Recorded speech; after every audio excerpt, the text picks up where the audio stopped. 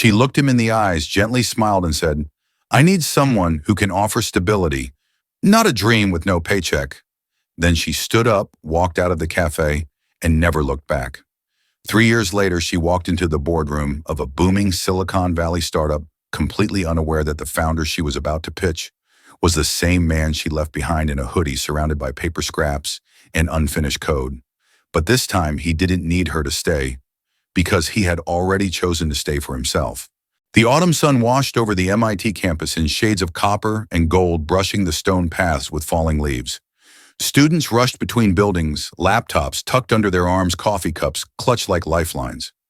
Inside the Barker Library, where silence wrapped the room like a blanket, Malcolm Wade sat alone by a dusty window, typing lines of code with fingers that moved more from memory than focus.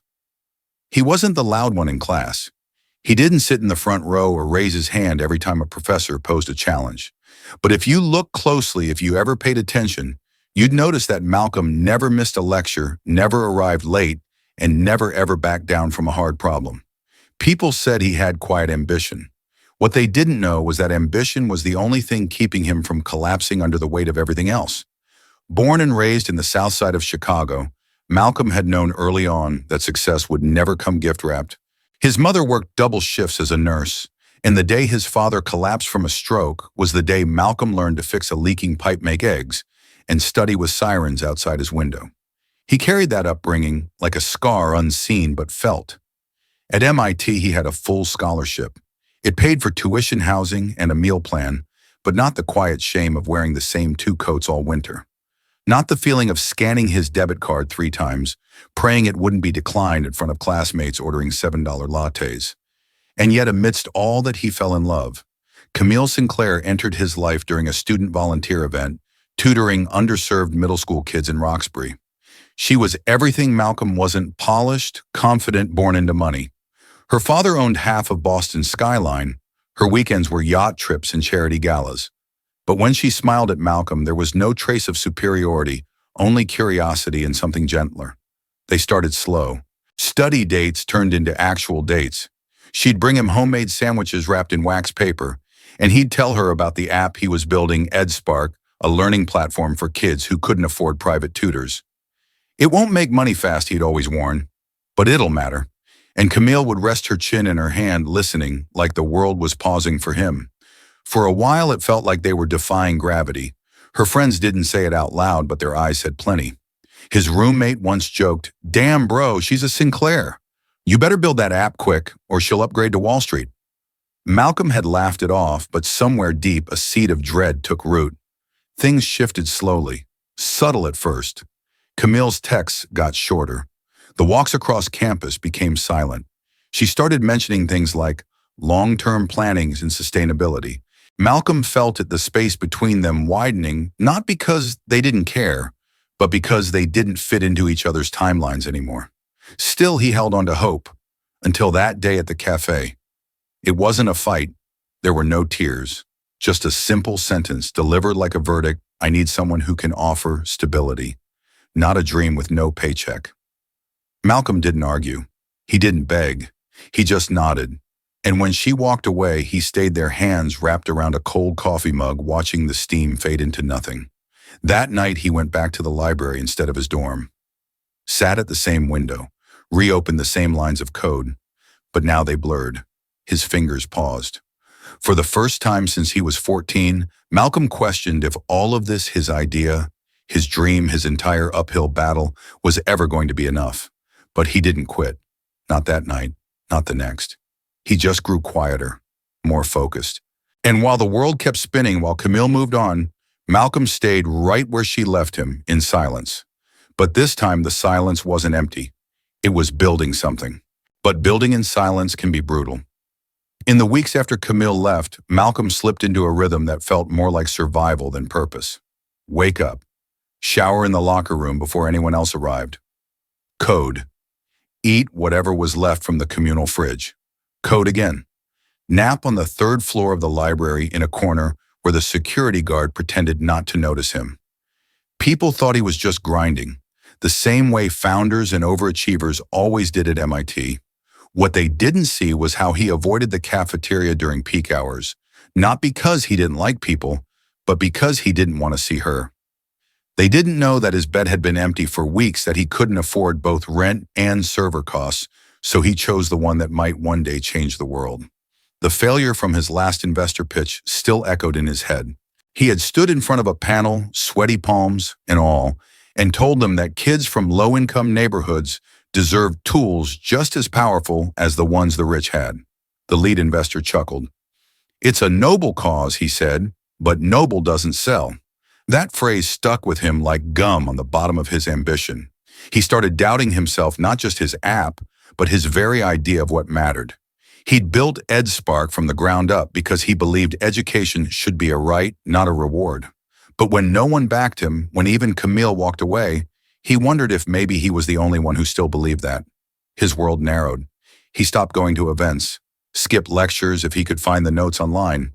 When people called, he didn't answer. When his phone buzzed with birthday reminders, he let them pass unread.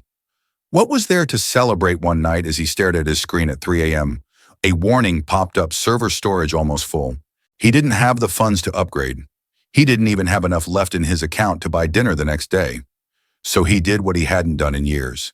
He cried, not the dramatic movie-style breakdown, just a slow, tired leaking of everything he'd held back. His head in his hands, his heart somewhere near his knees. He didn't even notice someone had walked up behind him until a voice said, "That's a good sign, you know. Means you still care." Malcolm turned. An older man with salt and pepper hair and tired but kind eyes stood there, arms folded. He wore a staff badge, Howard Ellison, Library Services. "I've seen you around," the man continued, pulling out the chair across from Malcolm. "You've been writing something. Same hoodie, same eyes. A lot of kids come through here chasing dreams, but most of them don't sleep next to them." Malcolm didn't speak at first. Then he said softly, "I'm not sure it's worth it anymore." Mr. Ellison leaned back. "Son, I used to write code too. Back when floppy disks were still cool. Had an idea once, didn't work out. Lost a lot, but I never regretted trying." Malcolm looked up. "What happened? Bad timing? Bad partners? Maybe bad faith," the man shrugged. "But here's what I figured out the hard way: the world isn't waiting to believe in you. You have to show up anyway." They sat there for a long while, 2 generations bound by failure and the stubborn refusal to quit. Before he left, Mr. Ellison handed Malcolm a sticky note, written in clean block letters: "They don't get to decide who you are."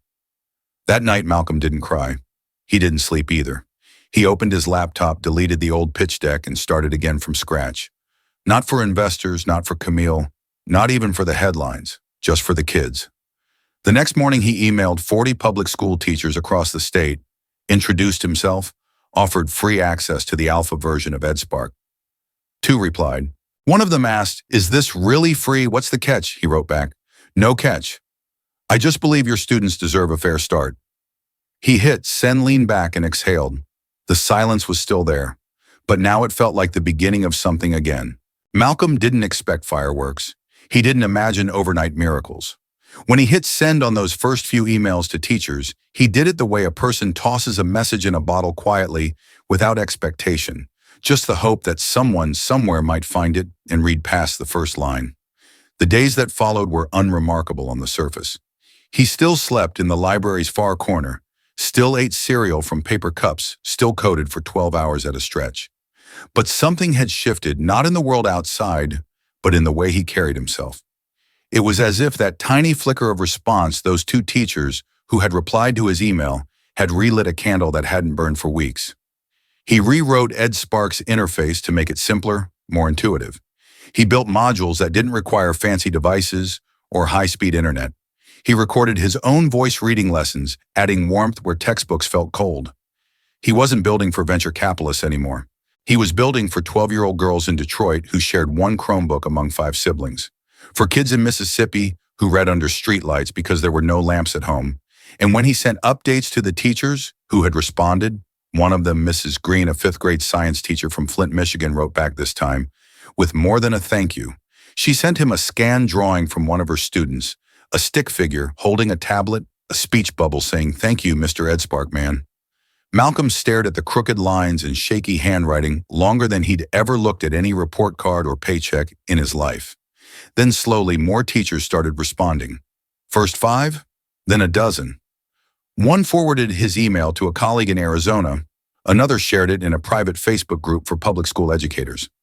By the end of that month, 47 classrooms across the country were using EdSpark in some form. Still, it wasn't enough to keep the lights on. The server fees were increasing, and Malcolm was almost out of workarounds. He began working double shifts at the library's front desk just to buy time. The exhaustion was constant, but so was the clarity. This wasn't a project anymore. It was a promise. One evening, as he was closing up, Mr. Ellison slid a folded piece of paper across the counter. "Someone came by asking for you," he said. "Didn't leave a card, just that." Inside was a note written in tidy cursive. "I saw EdSpark through a friend's classroom. I want to talk." AC. At first, Malcolm had no idea who it could be. He didn't know anyone with those initials, but the next morning his inbox held a new message. Subject line: "Let's talk about your spark." The sender was Adrienne Collins, founder of a micro-investment firm focused on community tech initiatives. She had heard about EdSpark through her daughter, a public school teacher in Massachusetts. Her message was brief, but it ended with one line that made Malcolm's hands tremble on the keyboard. "You've built something that matters. Let me help you take it further." They met at a quiet diner on the edge of Cambridge. Adrienne was in her late 40s, sharp-eyed but disarming in the way only people who've built something from nothing can be. She didn't open with a pitch or a business card. Instead, she asked Malcolm what kept him going. He paused, not quite knowing how to answer. Then he said, "Because I know what it feels like to be left behind, and I don't want any kid to feel like that when it comes to learning." Adrienne listened, nodded, and didn't interrupt. When he finished, she reached into her bag and placed a small checkbook on the table. "I believe in people who don't wait for permission to build," she said. "This won't make you rich, but it'll keep you building." She wrote him a check for $20,000. Malcolm stared at it for a long moment. Not because of the amount, though it was more than he'd had in years, but because it was the first time someone had said, "I see you," and meant it. He didn't take the check right away. He looked at Adrienne and asked, "Why me?" And she answered simply, "Because you didn't quit. That's rarer than you think." He walked out of that diner into the sharp November air with the check folded carefully in his coat pocket. It wasn't the kind of funding most startups boasted about on LinkedIn, but for Malcolm it felt like a cathedral had been built around his tiny desk in the library. He went back to work that night not as someone chasing belief, but as someone who had earned it. The check didn't change his lifestyle overnight, but it changed the air around him. Malcolm no longer coded like he was trying to prove something.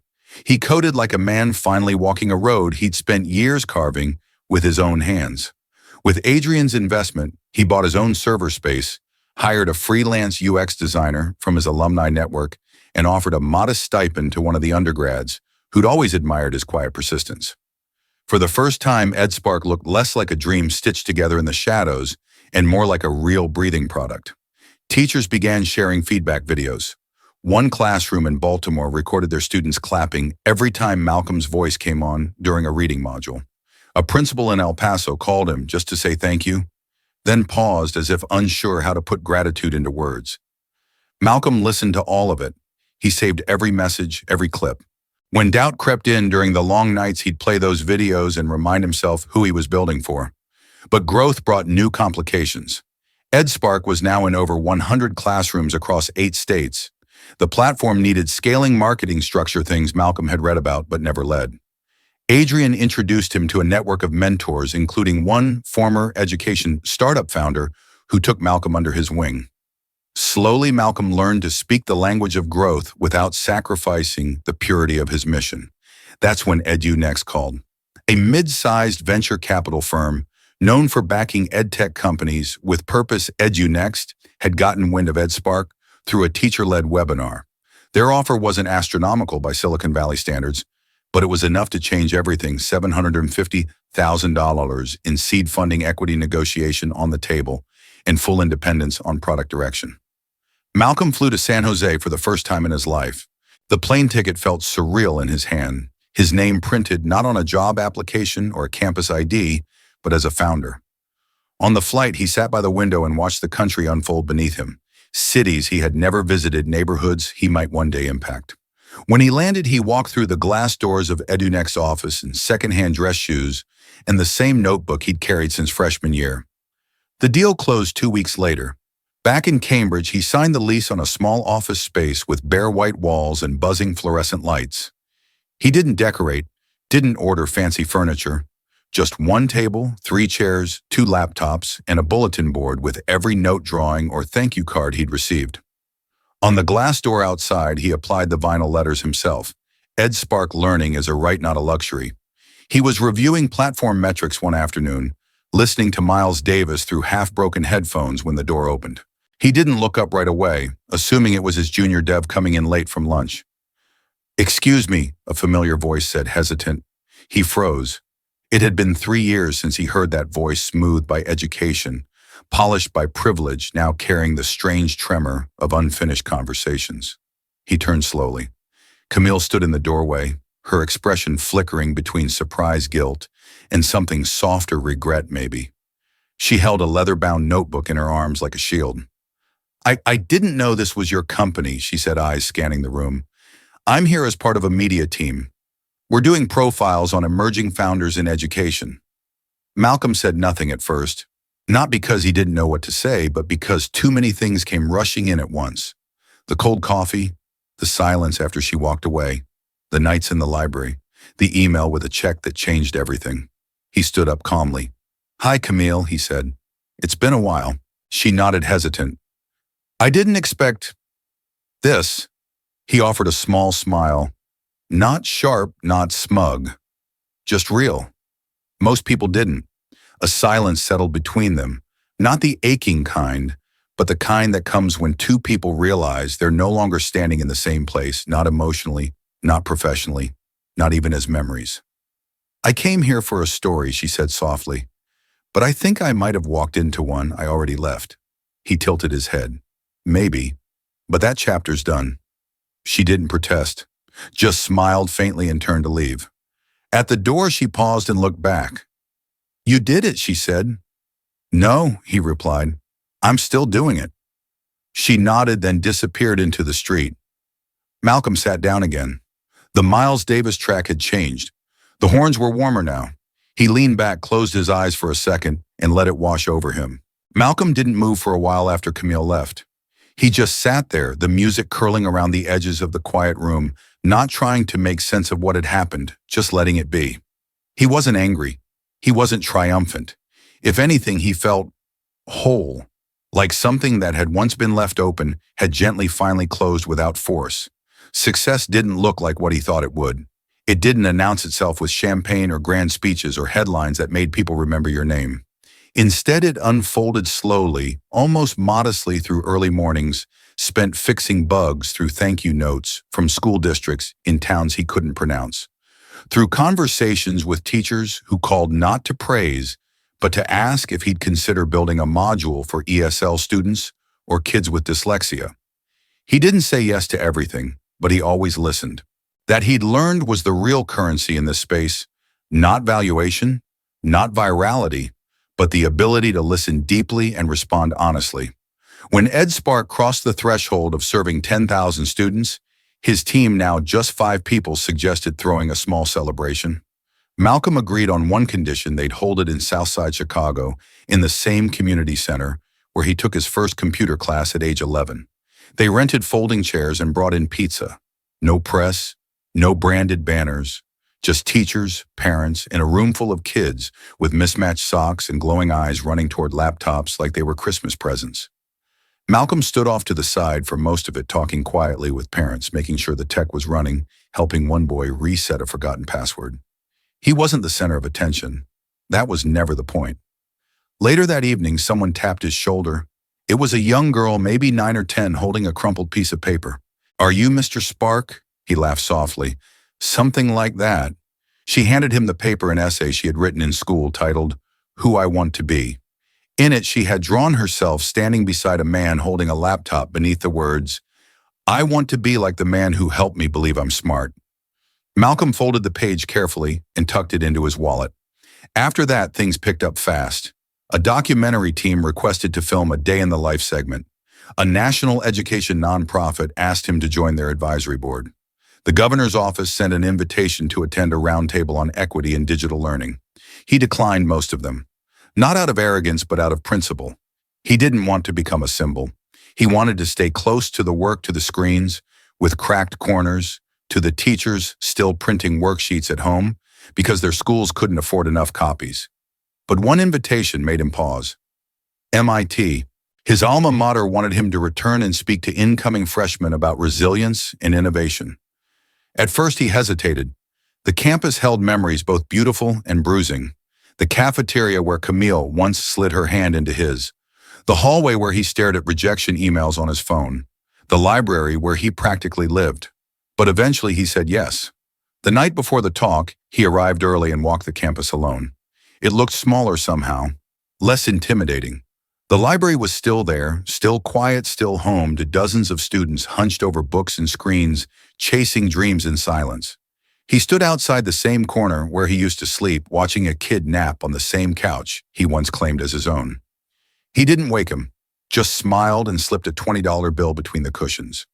The next morning, he stood in front of an auditorium filled with wide-eyed students in clean sneakers and brand-new laptops. He didn't talk about funding rounds or user metrics. He told them about the days he felt invisible, the nights he wondered if dreaming that hard was selfish. He told them about failure not as a villain, but as a teacher. And he ended with this: no one will come knocking to believe in you. They don't hand out permission slips to dream, but if you build long enough, loud enough, and quiet enough, someone will hear, even if that someone is just yourself. The applause was soft at first, then it grew. After the talk, a girl waited at the foot of the stage. She looked nervous, clutching a notebook. When she finally approached, her voice trembled. "I'm the only person in my family to get here. I thought maybe I didn't belong, but hearing you speak, I think I do now." Malcolm didn't say anything profound. He just reached out, shook her hand, and said, "You absolutely do." And in that moment, the journey that had started with a quiet heartbreak, a cold coffee, and a line of unfinished code had circled back not as a loop but as a bridge. From silence to voice, from loss to purpose, from being seen to helping others see themselves. That should have been enough. And in many ways it was. Malcolm left MIT that evening with no photos, no press, no entourage. He slipped through the campus as quietly as he had lived there years ago. Except now the silence around him was no longer filled with doubt. It was peace. It was closure. Back in San Jose, his routine picked up again, as if nothing monumental had just happened. There were still code reviews to conduct, teacher feedback to analyze, bugs to fix that only showed up at 2 a.m. The inbox was full again, mostly educators asking for support or students sending stories of how EdSpark helped them write their first essay, understand their first equation, or dream their first big dream. But one envelope in the mailroom stood out. It was plain, no return address, postmarked from Boston. Inside, a single sheet of paper, handwritten in the same graceful script he hadn't seen in years. "I've watched from afar, quietly. I didn't know how to say I was sorry, but I'm grateful you didn't choose anger. You chose to build, and in doing so you built something none of us saw coming. Thank you for being the man I never had the courage to walk beside." No name, no signature. He didn't need one. Malcolm held the letter for a long time, longer than he meant to. It didn't reopen wounds it didn't need to. The words didn't carry weight because of who wrote them, but because of what they didn't ask for. There was no plea for attention, no request for reconciliation, just acknowledgement, just truth. He folded the letter once, then again, and slid it into a drawer at the bottom of his desk, the same drawer where he kept a wrinkled drawing from a fifth grader in Flint, a list of names from his first beta group, and a sticky note from Mr. Ellison that read, "They don't get to decide who you are." That evening, he walked home under the amber haze of a California dusk, the kind of sunset that felt slow, like the sky was exhaling after holding its breath too long. He passed a mural painted on the side of a school, children of every color, holding books like torches. He stopped and stared, not because he hadn't noticed it before, but because it finally looked like something he might have inspired. Back at his apartment, Adrian had left a voicemail. "I've got an idea," she said. "Call me when you can." When he did, she sounded more energized than usual. I'm starting a new fund, she explained, for founders like you, ones who don't look like the stereotype, who build things not to flip them, but to fix something. He listened as she laid out her vision and micro-investments, mentorship, mental health support, networking, without the usual performative nonsense.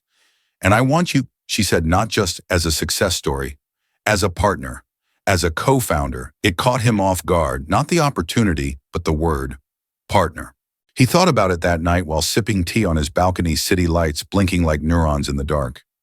He could say yes and help dozens of young Malcolms before they broke. He could create space for others who didn't have an Adrian or a Mr. Ellison or even a Camille to leave and light a fire in their absence. He said yes the next day. They called it the Spark Before Dawn Fund. The launch was quiet. No press releases, no stage photo ops. Just a handful of handwritten notes sent to underrepresented founders around the country. We see what you're building. Let us help.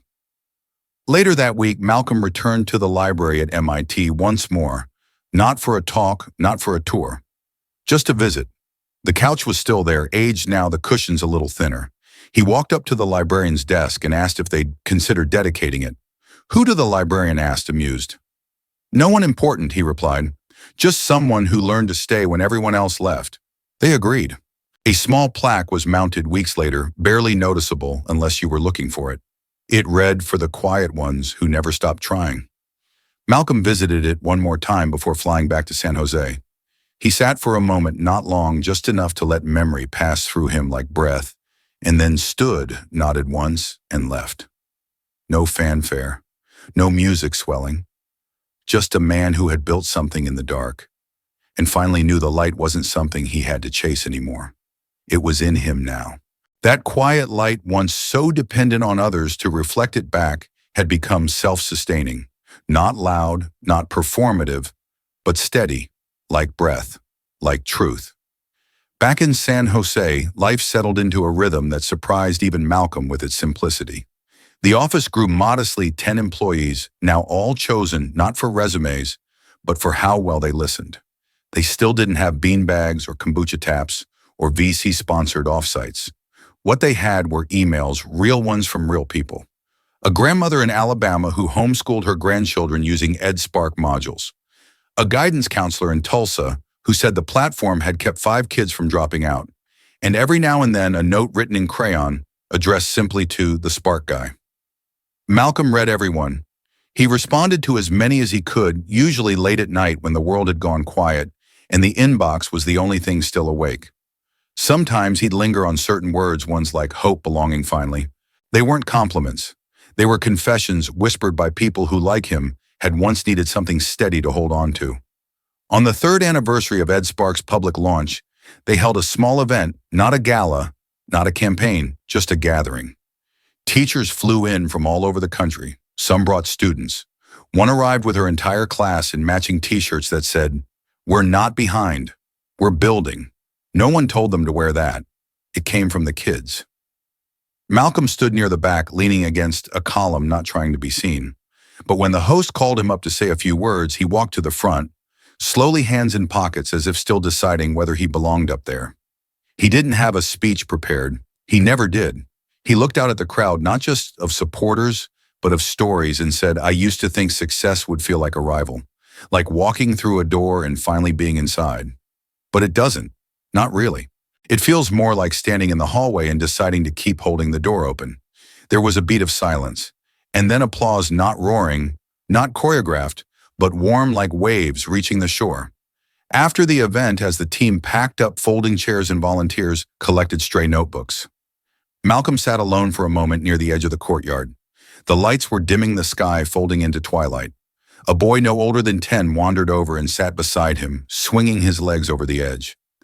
"My teacher says you made this," the boy said, pointing to the logo on his shirt. "That true?" Malcolm nodded. "Yeah, I guess I did." The boy squinted at him. "Were you like always this smart?" He chuckled. "Not really, I just didn't stop when it got hard." The boy thought about that for a second, then said, "I want to build something too. But everyone says I talk too much." Malcolm smiled. "Maybe that just means you have something worth saying." Don't let them quiet you before you've even begun. The boy grinned, then ran off when his mom called. Malcolm stayed a moment longer watching the courtyard empty out, then stood and walked slowly through the gates. The night air was cool, familiar, honest. When he got home, he pulled out the drawer where he kept his collection of small things, the letter from Camille, the sticky note from Mr. Ellison, the classroom drawing the first $20 check a teacher ever sent as a donation. He laid them out not as trophies, but as reminders, not of how far he'd come, but of who he'd stayed. He added one more item, a printout of the Spark Before Dawn Fund's first cohort, 12 young founders from cities that had been overlooked for too long. He didn't mentor all of them directly. He didn't need to. They were building their own sparks now. Before bed, he wrote a single sentence in the notebook he kept beside his lamp. Sometimes the people who walk away give you the space you need to finally arrive. Then he turned off the light, not because he needed darkness, but because for the first time in a very long time, the light inside was enough. Thank you for watching. If this story moved you, please like, subscribe, and share your thoughts below. Have you ever turned pain into strength? We're always listening.